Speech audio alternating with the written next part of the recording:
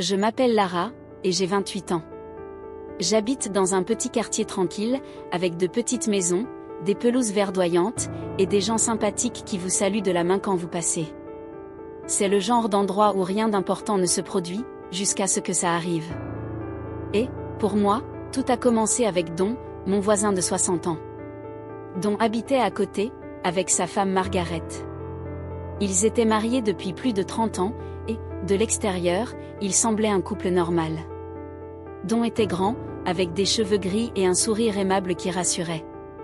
Margaret était plus petite, avec une voix aiguë et une habitude de se plaindre de tout, du temps, du facteur, même du chant des oiseaux, trop fort le matin. Je ne leur parlais pas beaucoup, juste un rapide bonjour quand je les voyais dehors, mais tout a changé un soir. C'était une chaude soirée de juin.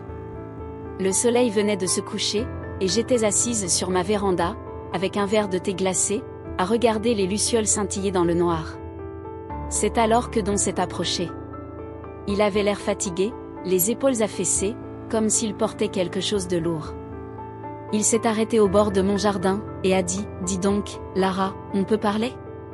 J'étais surprise. Don n'était jamais venu vers moi comme ça. « Oui, bien sûr », ai-je dit en désignant la chaise vide à côté de moi. « Qu'est-ce qui se passe ?» Il s'est assis, se passant la main dans les cheveux. Pendant une minute, il est resté silencieux, fixant simplement le sol. Puis, il a parlé à voix basse. « C'est Margaret. Ça ne va pas bien entre nous. Ça fait longtemps. » Je ne savais pas quoi dire.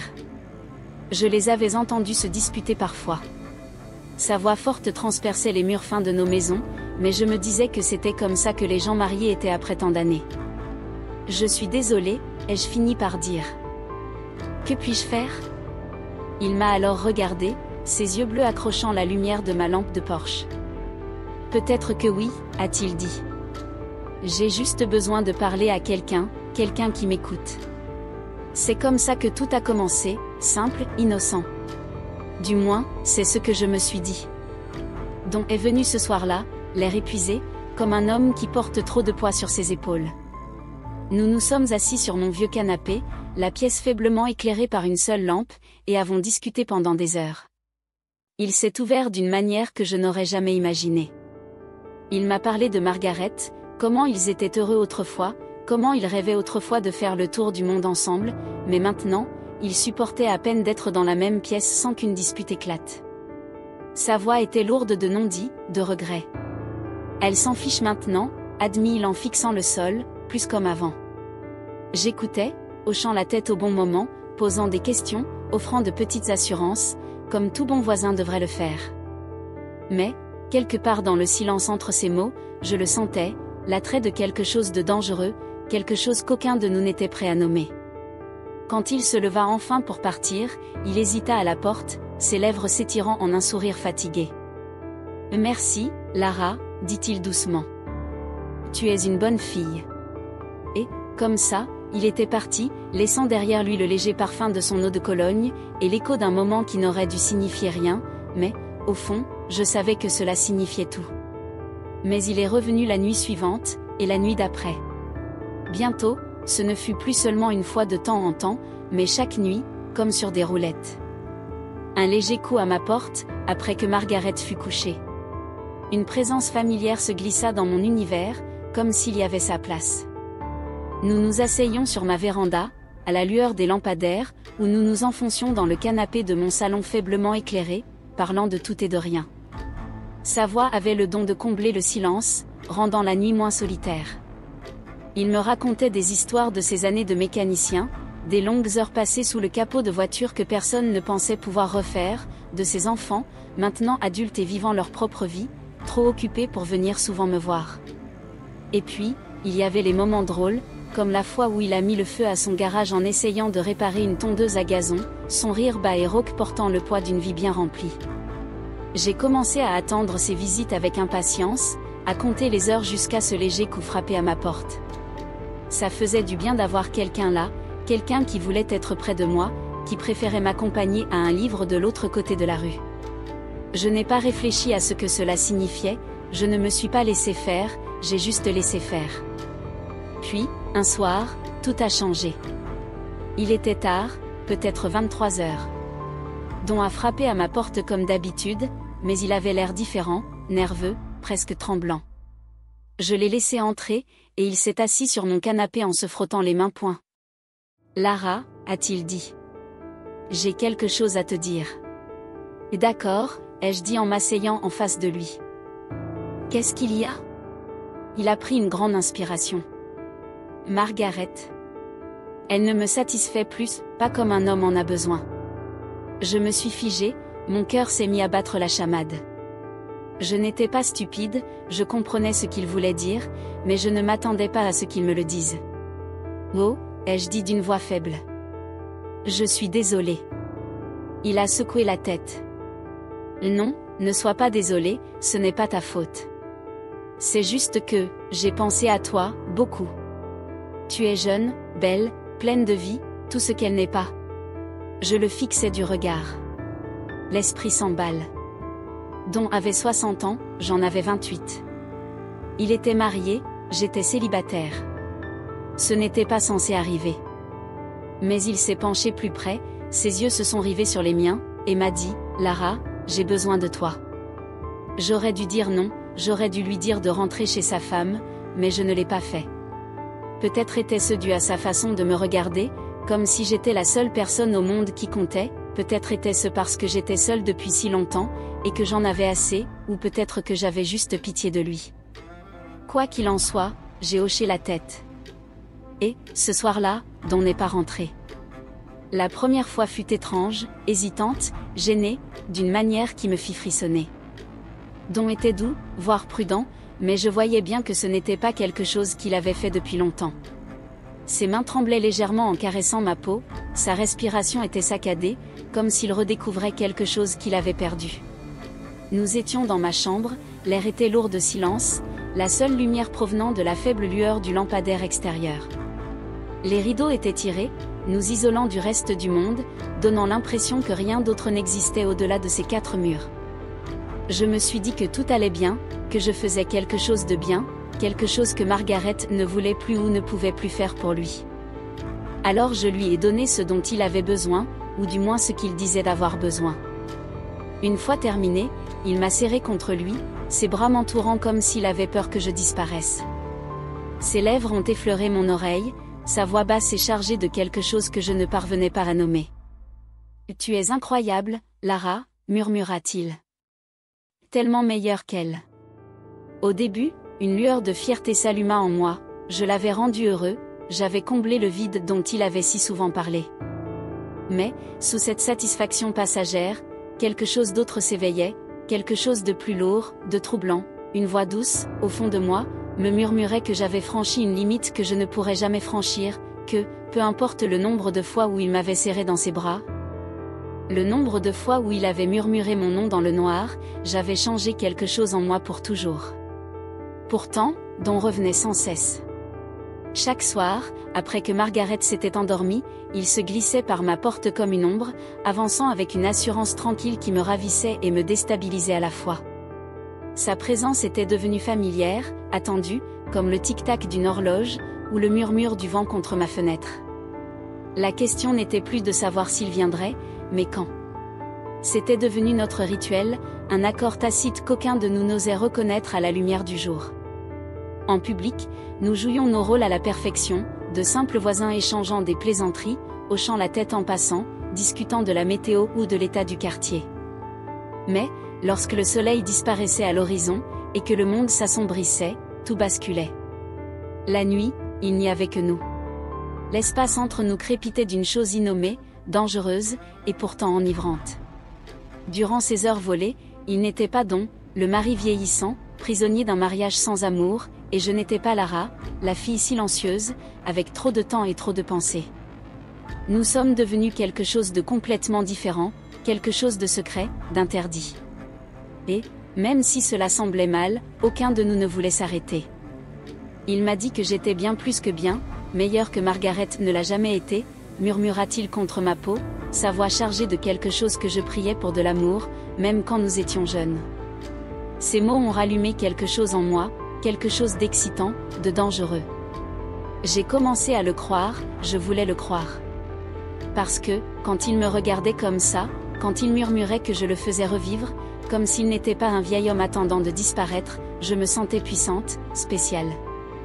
Je n'étais pas seulement Lara, la fille tranquille qui vivait seule, j'étais Lara, celle qui pouvait faire ressentir à Don ce que personne d'autre ne pouvait ressentir. Et c'est ça, plus que tout, qui me faisait revenir.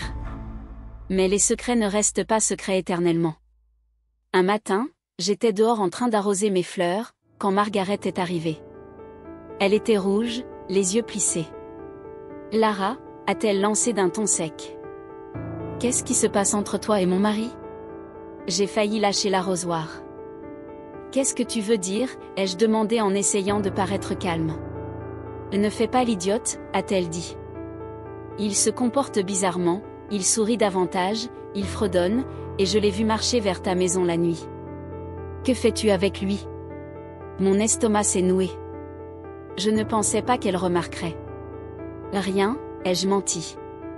On discute juste de temps en temps, il se sent seul, c'est tout. Elle m'a regardé longuement, comme si elle essayait de lire dans ma tête. Puis, elle a dit, tiens-toi loin de lui, c'est mon mari. Et elle est partie en trombe. J'ai eu peur après ça. J'ai raconté à Don ce qui s'était passé, et il a juré dans sa barbe. Elle est méfiante, a-t-il dit. Mais elle ne fera rien, elle est trop fière pour admettre que quelque chose ne va pas. Je n'en étais pas si sûre. Margaret ne semblait pas du genre à lâcher prise, mais Don m'embrassa et dit, ne t'inquiète pas, Lara, j'ai besoin de toi, je n'arrêterai pas. Et je ne voulais pas qu'il arrête non plus, pas encore. Les semaines se sont transformées en mois. Don et moi avons appris à le cacher. Il attendait que Margaret soit profondément endormie, se faufilant même parfois par la porte de derrière pour qu'elle n'entende pas. J'ai commencé à éteindre la lumière de ma véranda pour que personne ne le voie arriver. C'était palpitant d'une certaine manière, comme si nous étions des espions dans un film, vivant cette vie secrète que personne d'autre ne connaissait. Mais ce n'était pas toujours amusant. Parfois, Don parlait de Margaret, de sa froideur, du fait qu'elle avait cessé de l'aimer depuis des années. Ça me rendait triste pour lui, mais aussi jalouse. Elle l'avait eu toutes ces années, et maintenant je l'avais, mais seulement la nuit. Le jour, il était toujours à elle, je détestais ça. Un soir, après qu'on ait fait l'amour ensemble, je lui ai demandé, pourquoi ne la quittes-tu pas, si elle te rend malheureux ? Pourquoi rester ? Il soupira, les yeux fixés au plafond. Ce n'est pas si simple, Lara. On est ensemble depuis toujours. Elle prendrait tout, ma maison, mes économies, et les enfants me détesteraient. Mais tu n'es pas heureux, dis-je. Tu ne mérites pas de l'être ? Il me regarda, les yeux doux. Je suis heureux avec toi. Ça aurait dû suffire, mais ça n'a pas suffi. J'ai commencé à en vouloir plus. Je voulais que Don soit à moi, pas seulement dans le noir. Je voulais marcher dans la rue avec lui, lui tenir la main, sans me soucier de qui le verrait. Mais il ne voulait pas la quitter, il a dit qu'il ne pouvait pas. C'est là que les choses ont dégénéré. C'était une nuit froide de novembre, quand Margaret nous a surpris. Don était venu comme d'habitude, et on était dans mon salon, à rire d'une bêtise. On n'a pas entendu la porte s'ouvrir, mais voilà qu'elle était là. Margaret, debout sur le seuil, le visage blême de rage. Don, a-t-elle crié. Mais qu'est-ce que tu fous ? Don s'est levé d'un bond, les yeux écarquillés. Margaret, Ne mens pas, a-t-elle crié. Je le savais, je savais qu'il se passait quelque chose. Elle s'est tournée vers moi, la voix tremblante. Espèce de petite traînée, tu me voles mon mari. Je ne pouvais pas bouger, impossible de parler. Mon cœur battait si fort que j'ai cru qu'il allait éclater. Don a essayé de la calmer, en disant, ce n'est pas ce que tu crois. Mais c'était exactement ce qu'elle pensait. Elle n'a pas écouté, elle n'arrêtait pas de crier, de m'insulter, de dire à Don qu'il était dégoûtant. Puis, elle est sortie en trombe, claquant la porte si fort que les fenêtres ont tremblé. Don s'est affalé sur le canapé, la tête entre les mains. Elle va divorcer, a-t-il dit. Elle va tout prendre. Je me suis assise à côté de lui, les mains tremblantes. Je suis désolée, ai-je murmuré. Je ne voulais pas que ça arrive. Il m'a regardé, les yeux fatigués. Ce n'est pas ta faute, Lara.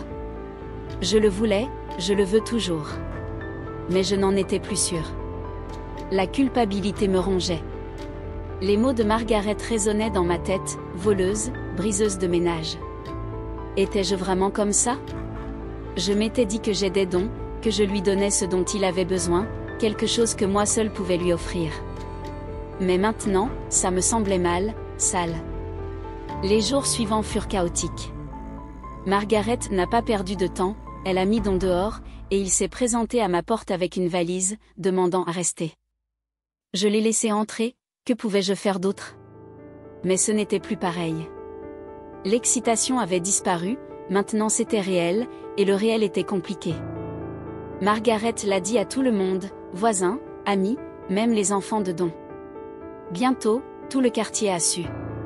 Les gens ont arrêté de me faire signe, ils chuchotaient quand je passais, le regard froid. J'entendais les mots, liaison, tricheuse, cette fille. J'ai arrêté de sortir, sauf si j'y étais obligée. Don essayait de faire en sorte que ça marche, il préparait le dîner, me racontait des histoires, me prenait dans ses bras le soir.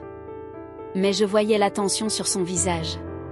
Ses enfants refusaient de lui parler, Margaret se battait contre lui au tribunal, réclamant la maison et la moitié de sa pension.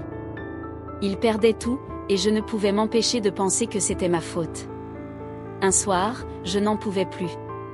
Nous étions assis sur mon canapé, la télé allumée, mais aucun de nous ne la regardait. Je me suis tournée vers lui, et lui ai dit, « Don, ça ne marche pas. » Il a froncé les sourcils. « Qu'est-ce que tu veux dire ?» Ça, dis-je en agitant la main entre nous. Toi et moi, ça gâche ta vie, et la mienne. Lara, non, dit-il en me prenant la main. Tu es la meilleure chose qui me soit arrivée. Mais ce n'est pas bien, dis-je en m'écartant. Tu es mariée, tu as une famille, je ne peux pas continuer comme ça. Il me fixa, le visage décomposé. Ne fais pas ça, s'il te plaît. Je dois le faire, dis-je d'une voix brisée. Tu dois retourner auprès de Margaret, arrange-toi avec elle. Elle ne me reprendra pas, dit-il, pas après ça. Alors trouve une solution, dis-je, mais je ne peux plus être mêlée à tout ça. Il ne protesta pas, il hocha simplement la tête, lentement et tristement, et fit sa valise. Lorsqu'il partit, je le regardais marcher dans la rue, les épaules voûtées, comme la première nuit où il était venu me voir. J'ai fermé la porte, et pleuré jusqu'à ne plus pouvoir. C'était il y a 6 mois. Don a emménagé dans un petit appartement à l'autre bout de la ville.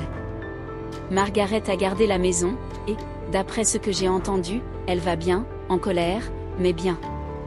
Les enfants de Don refusent toujours de lui parler, mais il essaie d'arranger les choses. Moi, je suis toujours là, dans ma petite maison, à essayer d'oublier. Le quartier ne m'a pas pardonné, je le sens à la façon dont leurs regards s'attardent trop longtemps, aux voix chuchotées qui se taisent quand je passe. Le poids de leur jugement pèse sur moi, mais j'ai appris à le porter. Avant, je tressaillais au murmure, au regard froid de ceux que j'appelais autrefois mes amis. Maintenant, je continue d'avancer. Peut-être que je le mérite, peut-être que c'est ma punition. J'ai fait une erreur, une terrible.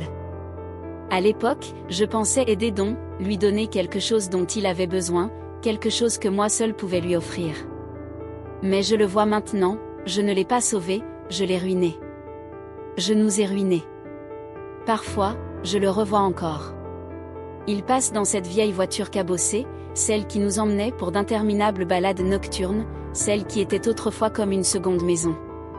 Il ralentit toujours juste ce qu'il faut, me fait un petit signe triste, et je lui rends l'appareil. Mais c'est tout, il ne reste plus de mots entre nous. Juste les fantômes de conversations qui n'ont jamais eu lieu, des excuses non dites. Les nuits sont les plus dures. Le silence s'étend trop loin, pesant comme un poids insupportable.